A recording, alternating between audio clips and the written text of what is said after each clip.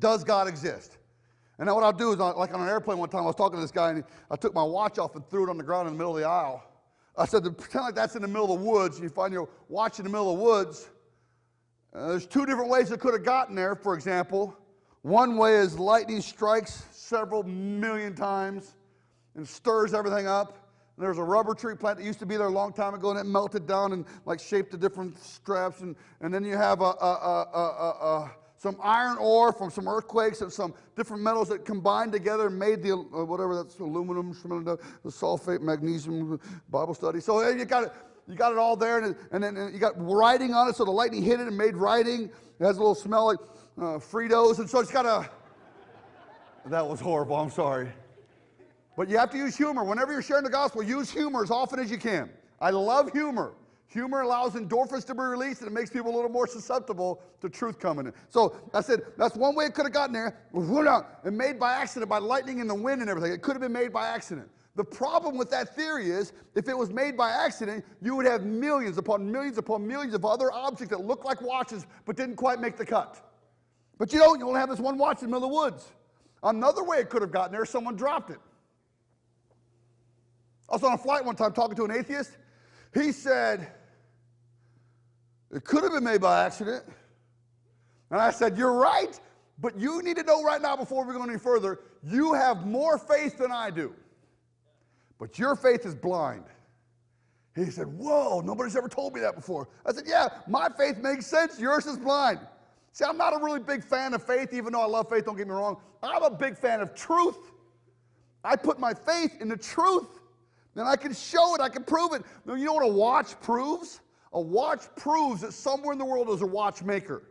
There's no way a tornado could go through a watch factory and make by accident a watch. It had to have been made by somebody. If there's order, it proves that there's a higher order to create the order. My wife was on a team at Furman University to bring in a guy named Dr. Donald Coffey. He's the chairman of research for the urological school, Brady Urological School at the Johns Hopkins University. He's the head research guy, one of the top DNA specialists in the world. We brought Dr. Coffey in. We paid him several $1,000s at Furman to come present a paper at Furman, and he was going to get paid an exorbitant amount of money for publishing his paper. On this paper, I'm sitting there in the front row of this place. I got my coat and tie on, and I got all these scientists from all over the Eastern Seaboard sitting behind me. I was a pre-med major in undergraduate school, biology, physics, and chemistry, so I love this stuff. I just love it. And he was describing DNA, 10,000 revolutions this direction, 40,000 revolutions, and he was describing, I was just sitting there going, oh, this is like candy to me. And I like me some candy. I don't know why I'm doing this, but you know what I'm saying. So he starts talking about DNA, and he says, gentlemen, the chances of us getting DNA, one DNA cell from a primordial soup, in a 30 by 30 foot slide of a lake on the board. And I thought, oh no. He said the chance of lightning striking this primordial soup and making one DNA cell is the same chance of you taking an infinite number of monkeys with an infinite number of typewriters locked in a room together, and one monkey by accident typing out perfectly all the volumes of the Encyclopedia Britannica. For the younger people, it's called Wikipedia.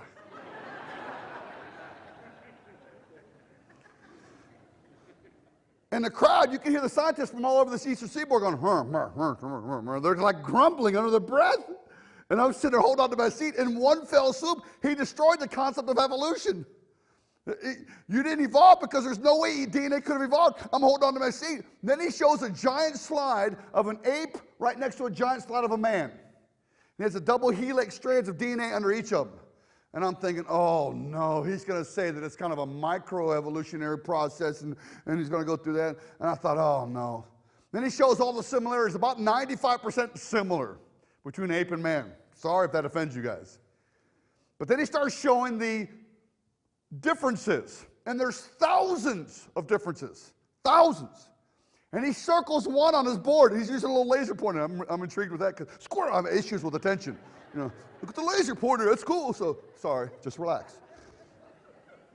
So he's circling, and he shows us one difference, and he says, for this one difference in the ape to mutate to make the man DNA part, the chances of that happening would be taking an infinite number of monkeys with an infinite number of typewriters and one monkey by accident typing out perfectly all the volumes of the Encyclopedia Britannica.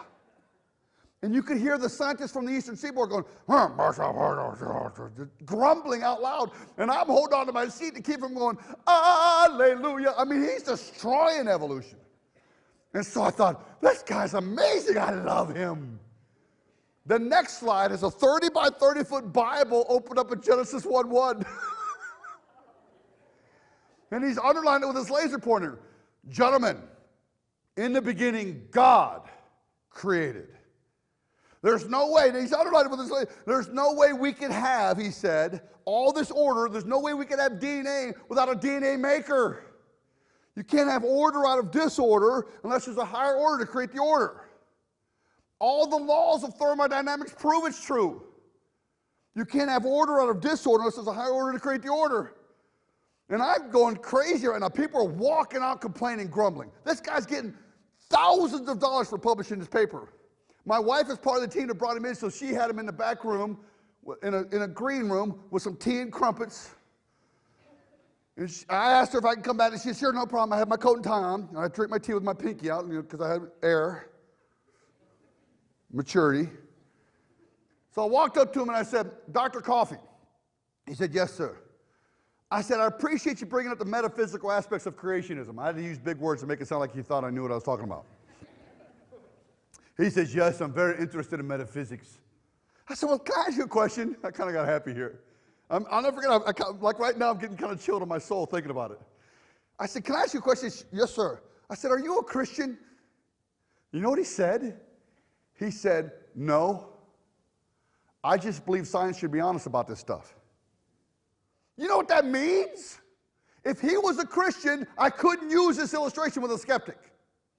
But because he's a scientist and one of the top DNA specialists in the world, and all he has to do is lose by saying what he said, lose his job, lose his reputation. If he says what he said there, all the scientists are going to throw him out. He doesn't care. He thinks science should be honest. There's no way your DNA was an accident. No way that you mutated. It's impossible. You can't have order out of disorder unless there's a higher order to create the order.